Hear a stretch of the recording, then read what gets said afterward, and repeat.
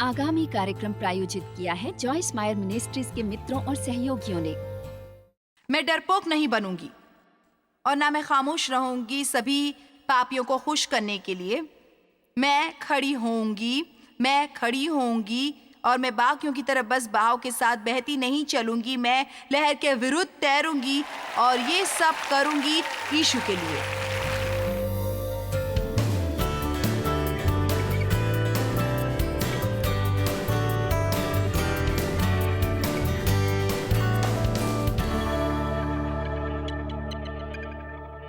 आज मैं बात करूंगी अलग बने रहने का साहस रखने के बारे में।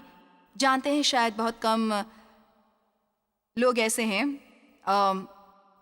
जिनमें ये साहस हो पूरी तरह संपूर्णता से स्वयं में बने रहने का अपनी पूरी जिंदगी भर। मेरा मानना है कि परमेश्वर की संतान के रूप में हम ये सीख सकते हैं यदि हम उन पर भरोसा रखें कि आप कुछ भी जानते हैं एक नकली जीवन जीने के बारे में, क्योंकि आप कोशिश कर रहे हैं अपने आसपास के सभी लोगों को प्रभावित करने के लिए। ये सचमुच यातना होती है कि नहीं कि आप आजाद नहीं है वो बने रहने के लिए जो असल में आप हैं। और जानते हैं सच्चाई तो यह है कि हम सब अलग अलग हैं। परमेश्वर ने जानबूझकर हमें अलग अलग बनाया। ये सचमुच बेवकूफ़ी है कि अपना सारा जीवन लगा दो किसी और की तरह बनने में। अब अन्य लोग हमारे लिए उदाहरण हो सकते हैं, पर उन्हें कभी भी हमारा मापदंड नहीं बनना चाहिए। हमारा मापदंड है यीशु, और वो यदि नहीं चाहते कि हम में फर्क ना हो तो क्या हम सब के पास सैंपल के रूप में अलग अलग फिंगरप्रिंट्स क्यों होते? मेरा मतलब है वो बहुत हद तक आगे बढ़े हैं ये कहने के लिए मैंने तुम्हें किसी और की तरह होने के लिए नहीं बनाया। कई बार परमेश्वर लोगों का इस्तेमाल करते हैं और मुझे यकीन है कि वो इसी तरीके से आपको इस्तेमाल करना चाहते हैं, उसी रूप में आप जिस क्षेत्र में हो, एक तरह से रास्ता साफ करने के लिए उन लोगों के लिए जो उसके पीछे आने वाले हैं। और जो मैं कर रही हूँ उसे करने के लिए मैंने एक दाम चुकाया। मैं ये नहीं मानती कि आप कभी कुछ ऐसा नहीं कर सकते जिसकी बहुत ज़्यादा कीमत हो यदि आप इसके लिए कीमत चुकाने को तैयार नहीं। और एक भाग उस दाम चुकाने का यह है कि हम अन्य लोगों द्वारा गलत समझे जाते। हम हमेशा अपेक्षा करते हैं कि लोग हमें समझे, पर वे नहीं समझते। और अंत में हमें ये समझना होता है कि यदि परमेश्वर ने आपके हृदय से कुछ कहा है तो आप इसे समझ जाते हैं, और यदि उन्होंने आपसे ये किसी और के बारे में नहीं कहा तो उनमें समझने की कोई क्षमता नहीं है। और यदि आप एक विश्वासी के रूप में निपटने की कोशिश कर रहे हैं एक विश्वासी से, तो यकीनन उन्हें यह समझ नहीं आता। वो परमेश्वर के साथ हमारे चलन के बारे में कुछ भी नहीं समझते। और हमने इससे पहली शिक्षा से देखा कि मूसा मिस्र से भाग गया क्योंकि उसने कदम बढ़ाया था वो करने के लिए जो उसके हृदय में था, और लोगों ने उसका न्याय किया। और यहाँ ये लिखा है कि उसकी अपेक्षा थी कि वो समझे कि उसके भाइयों की सहायता करने का बुलावा मिला है, पर वो नहीं समझा। तो आज सुबह मैं ये स्पष्ट करना चाहती हूँ, यदि आप ये अपेक्षा कर रहे हैं कि हर कोई आपको समझे तो ये एक मिथक है, ये कभी नहीं होगा। और पर मुझे इब्रानियों 4 बहुत पसंद है, जहाँ लिखा है कि हमारा एक महायाजक है जो हमें समझता है। आप देखिए यीशु आपको समझते हैं और आप में खुद का एक अनोखापन है। देखिए मैं सोचा करती थी कि मैं अनोखी हूँ, पर फिर अंत में मुझे समझ आया कि मैं अनोखी नहीं हूँ। मैं असाधारण हूँ और आप असाधारण हैं। और परमेश्वर चाहते हैं कि आप पूरी तरह और संपूर्णता से स्वयं में बने रहें। आज संसार में कुछ खास बातें हो रही हैं और सब जगह एक बड़ा जोर दिया जा रहा है मसीहों पर कि वो अलमारी में बंद मसीही बने या मसीह ना बने, अपना मुंह बंद रखें और खड़े ना हों। आप बहाव के खिलाफ जाने की हिम्मत ना करें। और मेरा मानना है कि हम एक बहुत बड़ी गलती कर रहे हैं यदि हम उसे स्वीकार कर रहे हैं। मेरा मानना है कि परमेश्वर चाहते हैं कि हम नीडर और साहसी बने। मैं ये कहना चाहती हूँ कि पापी उसके बारे में खामोश नहीं है जो वो चाहते हैं। बस कल्पना करें कि वहाँ एक छोटे छोटे लोगों के समूह है जो छीन लेता है हमारे अधिकार और हमारी आज़ादियाँ, और वे इस पर लगे रहते हैं, वे इस पर लगे रहते हैं, वे इस पर लगे रहते हैं, वे इस पर लगे रहते हैं, वे इस पर लगे रहते हैं, लगे रहते हैं, लगे रहते हैं, लगे रहते हैं, लगे रहते हैं, लगे रहते हैं। तब तक जब तक कि उन्हें वो मिल नहीं जाता जो वो चाहते हैं। और हमें क्या करना है? हमें भी लगे रहना है, लगे रहना है, लगे रहना है, लगे रहना है, लगे रहना है।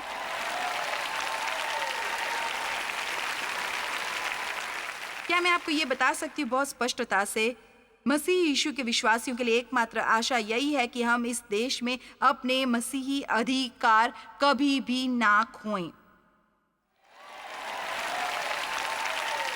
मैंने 50 साल पहले ये कभी सोचा न होता कि मैं ये देखने के लिए जिंदा रहूंगी जो आज हो रहा है। मेरा मतलब 50 साल में इतना नाटकीय ढंग से बदल गया है सब कुछ कि ये पूरी तरह चौंका देने वाला है। और इसलिए मैं ये सीखने की जरूरत महसूस करती हूँ कि कैसे उसके विरुद्ध खड़े होना है जो आज संसार में हो रहा है, और झुकने से इनकार करना है, और झुकने से इनकार करना है। शैतान हमेशा चाहता है कि हम झुके। शैतान ने यीशु से कहा था, यदि एक बार मुझे दंडवत करे और मेरी भक्ति करे, और शत्रु बदलाव डालता है कि हम संसार में समझौता करें ताकि हम उनके साथ निभा सकें। मैंने कहा वो हम पर दबाव डालता है कि हम उनसे समझौता करें ताकि हम स्वीकार किए जाए और उनके साथ निभा सके। इसलिए मेरे लिए ये महत्वपूर्ण है कि आज मैं आपसे बात करूं ये जानने के बारे में कि आप नकारे जाने पर भी जिंदा रह सकते हैं यदि आपको रहना पड़े। आप लोगों द्वारा नकारे जाने पर भी जिंदा रह सकते हैं, पर आप परमेश्वर के साथ अपना रिश्ता गंवाकर जिंदा नहीं रह सकते यदि आपको कायर बनना पड़े और उसके आगे सर झुका दे जो मांगे संसार हमसे कर रहा है। परमेश्वर हमारे साथ हैं, वो आपके साथ हैं, और वे आपसे मांग रहे हैं और वो मुझसे मांग रहे हैं। और हमारे लिए अब समय आ गया है चमकने चमकने चमकने चमकने का। यशायाह 43:1-5 तक। पर अब इज़राइल के अतीत के पापों के दंड आज्ञा के बावजूद, हे इज़राइल तेरा रचने वाला और हे याकूब तेरा सृजनहार यहोवा अब यूं कहता है, मत डर क्योंकि मैंने तुझे छुड़ा लिया है। मैंने हर्जाना भरा है तेरी कीमत देकर बजाय तुझे कैद में छोड़ देने की। मैंने तुझे नाम लेकर बुलाया है, तू मेरा ही है। वाह, मुझे बहुत पसंद है। जब तू जल में होकर जाए मैं तेरे संग रहूंगा, और जब तू नदियों में होकर चले तब तुझे न डुबा सकेगी। जब तू आग में चले तब तुझे आग न लगेगी और उसकी लौ तुझे न जला सकेगी, क्योंकि यहोवा तेरा परमेश्वर हूँ, इज़राइल का पवित्र है, तेरा उद्धार करता हूँ। तेरी छुड़ौती में मैं मिस्र को, बेबीलोनियन को और तेरे बदले कूस को और इथोपियों के प्रांत में सबा को देता हूँ तुम्हारी रिहाई के लिए। बदले में या आपकी रिहाई में मेरी दृष्टि में तू अनमोल और प्रतिष्ठित ठहरा है, और मैं तुझसे प्रेम रखता हूँ। इस कारण मैं तेरी संति मनुष्यों को और तेरे प्राण के बदले में राज्य के लोगों को दूंगा। मत डर, क्योंकि मैं तेरे साथ हूँ। अब बहुत बार परमेश्वर के साथ मेरे चलन में मुझे उन शास्त्र वचनों की ओर मुड़ना पड़ा और याद करना पड़ा कि जब मैं गुजर रही हूं ऐसे हालातों से, याद रखो कि परमेश्वर ने मुझे छोड़ा नहीं। हालांकि शायद मुझे ऐसा लगे कि उन्होंने छोड़ दिया है, उन्होंने मुझे छोड़ा नहीं। जानते, सबसे पहले जब मैंने कदम बढ़ाया अपने जीवन में परमेश्वर का बुलावा पूरा करने के लिए, मेरा मतलब है मुझे कुछ बहुत ही कठिन दौर से गुजरना पड़ा। मैंने अपने अधिकतर मित्र खो दिए और मेरे लिए बहुत ही अकेलेपन का और कठिन दौर था। और यहाँ खड़े होकर ये कहना कि मुझे कोई भय नहीं था सच नहीं होगा, क्योंकि अतीत में मुझे पता नहीं था कि भय से कैसे निपटना है जैसा इस समय आपको नहीं है। और मैं इतनी आभारी हूं कि परमेश्वर ने जो मुझे साहस दिया और अनुग्रह दिया कि मैं उन्हें अधिक प्रसन्न न करूं बजाय लोगों को प्रसन्न न करने के। और आप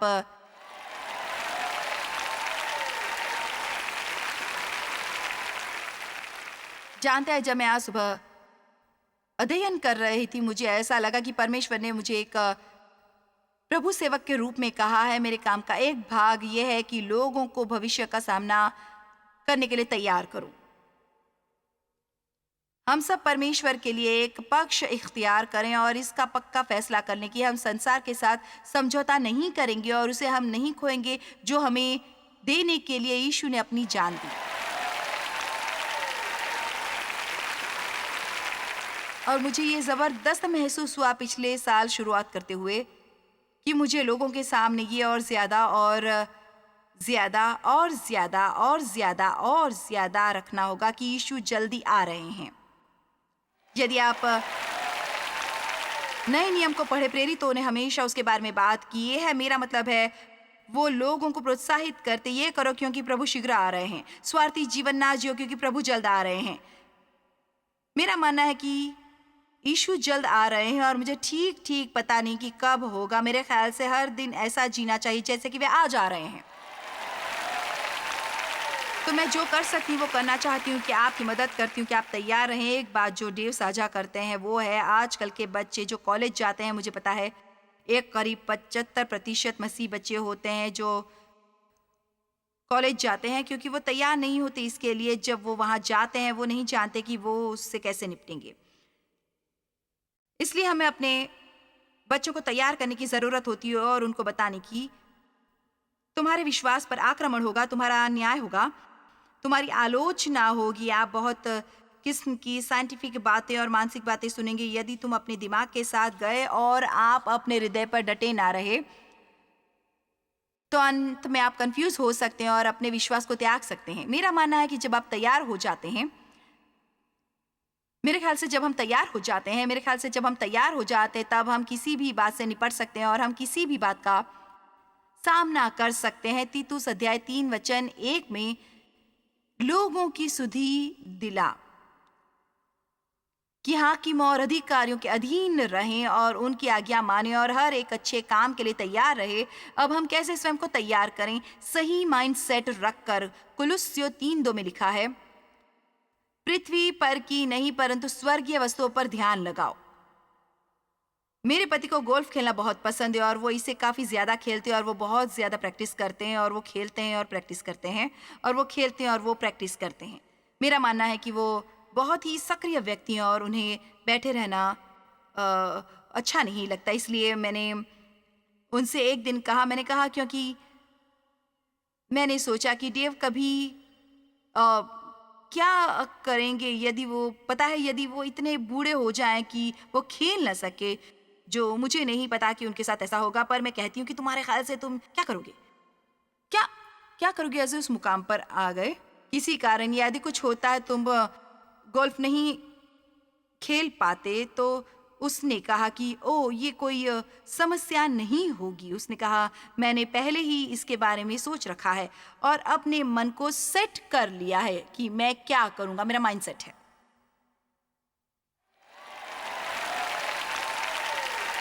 चलिए भी अब अभी समय में आपको ये बता रही हूँ कि बहुत महत्वपूर्ण है। मैंने अपना मन सेट कर लिया है, यदि मैं कभी ना खेल सकूं तो फिर भी मैं खुश रहूंगा। मुझे बहुत पसंद है। देखिए, मैंने इस मिनिस्ट्री के बारे में सोचा है और मैंने सोचा है, पता है, जो मैं कर रही हूँ वो मुझे बहुत पसंद है।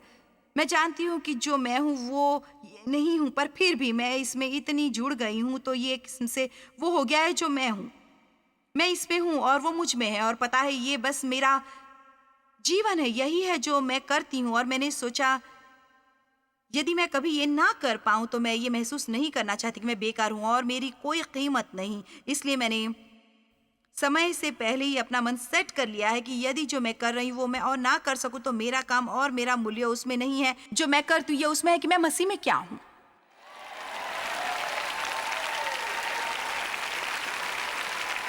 इस तरह की सोच में ना पड़े जैसे, ओ मुझे पता नहीं मैं करूँगा क्या, ओ मुझे पता नहीं मैं करूँगा, या यदि वो, यार मुझे नहीं लगता कि मैं इसे बर्दाश्त कर सकती हूँ, मेरे ख्याल से मैं सह नहीं सकूंगी यदि ऐसा होता है। नहीं, आपको सोचने की ज़रूरत है, ये वो है। मुझे जो करने की ज़रूरत है वो मैं कर सकता हूँ। मेरे जीवन में मेरे विरुद्ध चाहे कुछ भी आ जाए, परमेश्वर मेरे साथ है और मैं जो चाहे कर सकता हूँ मसीह में जो मेरा बल है। मुझे मेरे दोस्त पसंद है पर जीते रहने के लिए उनकी ज़रूरत नहीं।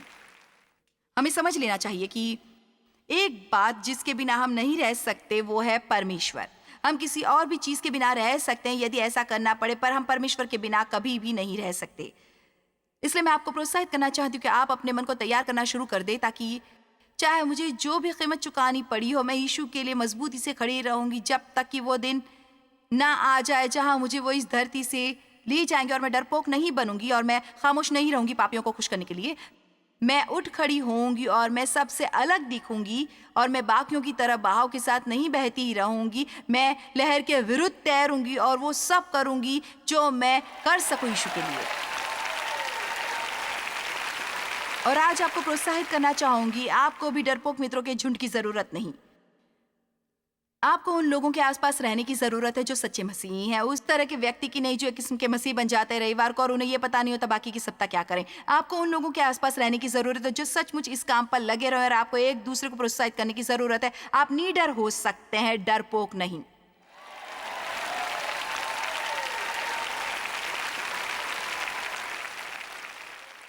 बाइबल में भरे पड़े हैं ऐसे लोग जो अलग थे और ऐसे लोग जो राजी हैं अलग होने को और पूरी तरह लो बनने को जो वो हैं। दरअसल बेहतर होगा कि मैं ये कहूं कि बेहतर वही लोग हैं जो महान कार्य कर सकते हैं। केवल वही लोग महान कर सकते हैं जो राजी हैं खड़े होने को और अलग दिखने को और एक कीमत चुकाने को। अब नूह अब बिल्कुल अलग था और उत्पत्ति अध्याय 6 में वचन 5 से शुरू करते हुए हम एक आदमी के बारे में पढ़ने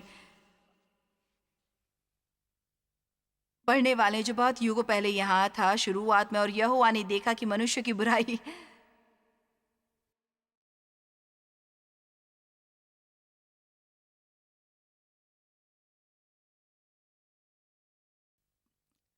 पृथ्वी पर बढ़ गई और उनके मन में विचार में जो कुछ उत्पन्न होता है सो निरंतर बुराई होता है। क्या कुछ आज की तरह लग रहा है? क्या ख्याल है आपका? क्या बाइबल में ऐसा नहीं लिखा कि ये ऐसा ही होगा जैसा नूह के जमाने में था?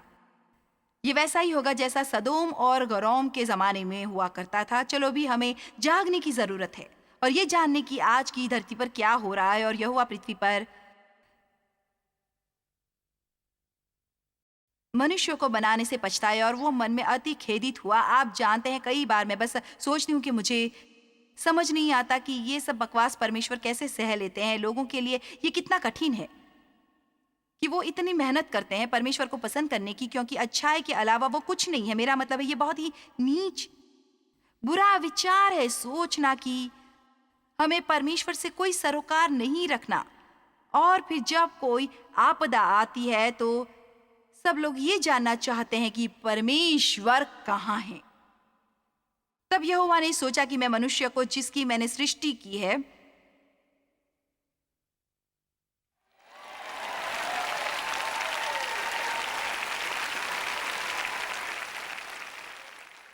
पृथ्वी के ऊपर से मिटा दूंगा। क्या मनुष्य, क्या पशु, क्या रेंगने वाले जंतु, क्या आकाश के पक्षी, सबको मिटा दूंगा, क्योंकि मैं उनके बनाए से पछताता हूं। परंतु यहोवा के अनुग्रह की दृष्टि नूह पर बनी रही। क्या मैं आपको कुछ बता सकती हूं? चाहे हालात कैसे बुरे क्यों न दिखे, परमेश्वर के पास हमेशा कोई मनुष्य रहता है, उनके पास कोई स्त्री रहती है और इसमें सिर्फ एक व्यक्ति की जरूरत होती है और ये आप हो सकते हैं। इसमें केवल एक व्यक्ति की ही जरूरत होती है।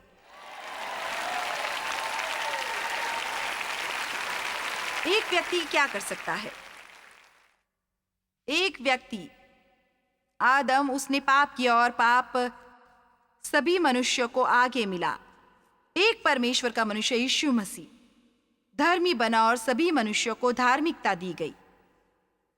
मैं आपको बताना चाहूंगी, यदि आप खड़े हों और उसकी कीमत चुकाए और परवाह ना करें कि ये किसी को पसंद आता या नहीं, परमेश्वर आपको इस्तेमाल करते हैं असाधारण से परे कुछ करने के लिए। मैं साधारण नहीं होना चाहती, मैं औसत होने की परवाह नहीं करता। मैं वो सब बनना चाहता हूँ जो मैं मसीह के नाम में बन सकता हूँ और फर्क ला सकता हूँ।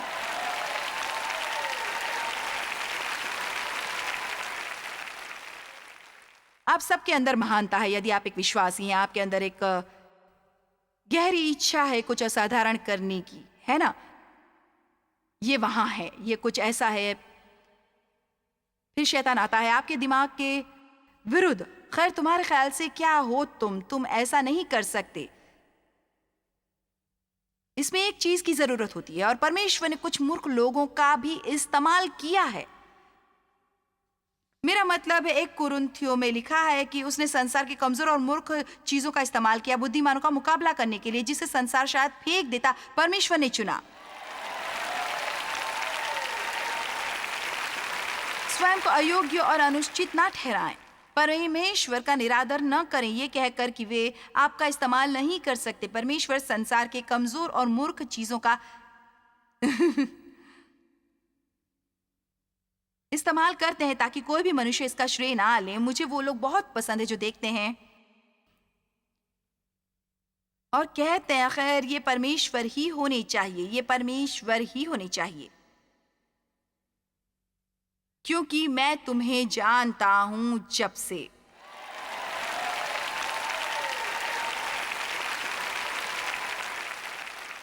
नूह अपने समाज में एक बहुत ही निष्ठा वाला व्यक्ति था और परमेश्वर के साथ चला।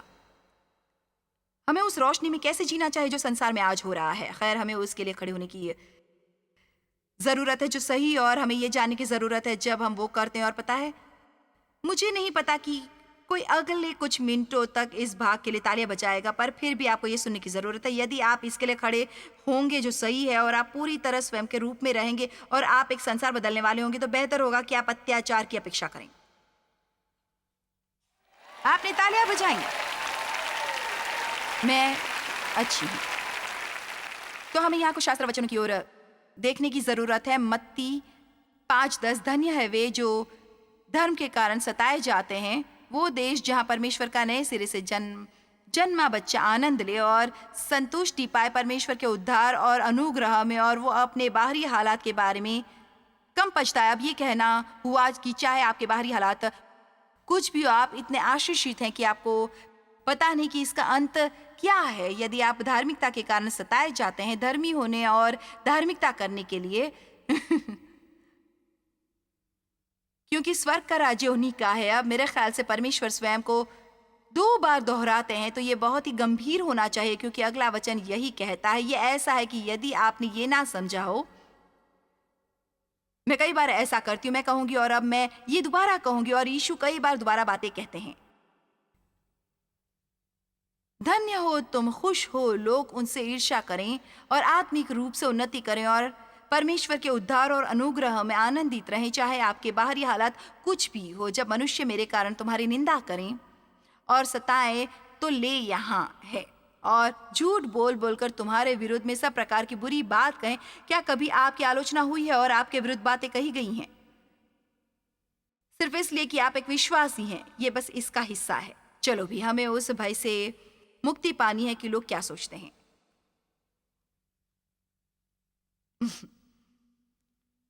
और वो क्या कहते हैं। मैं आपको बताना चाहूंगी कि यदि वो आपके बारे में कुछ बुरा नहीं सोच रहे, तो वो किसी और के बारे में बुरा सोच रहे होंगे। तो बेहतर होगा कि आप भी ये प्रहार सह लें और किसी और को आप आजाद कर दें। और सच कहा जाए तो किसी के विचार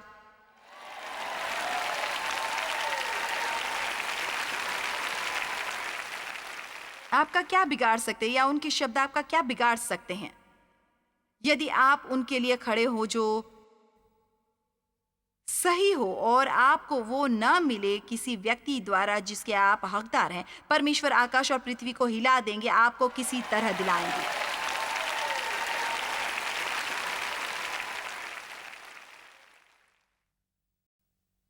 भय हमारे जीवनों में सचमुच एक समस्या हो सकती है, पर हमें इसे यूं ही रखने की जरूरत नहीं। मेरा मानना है कि परमेश्वर हमें साहस से भर देंगे जो हमारी मदद करेगा खड़ा होने में उस हर भय के खिलाफ जो हमारे विरुद्ध आता है, यदि हम उनसे ये मांगे तो। बाइबल में लिखा है जो हम में है वो उससे कहीं ज्यादा महान है जो वहाँ संसार में है।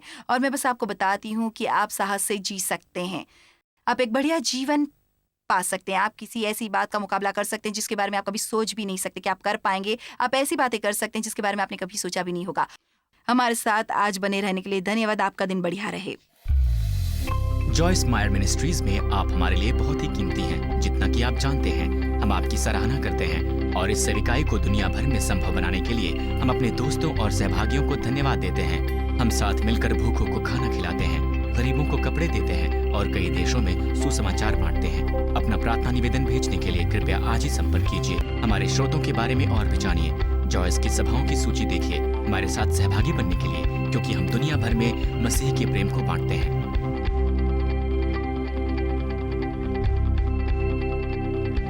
इसका खर्च उठाया है जॉयस मायर मिनिस्ट्रीज के मित्रों और सहयोगियों ने।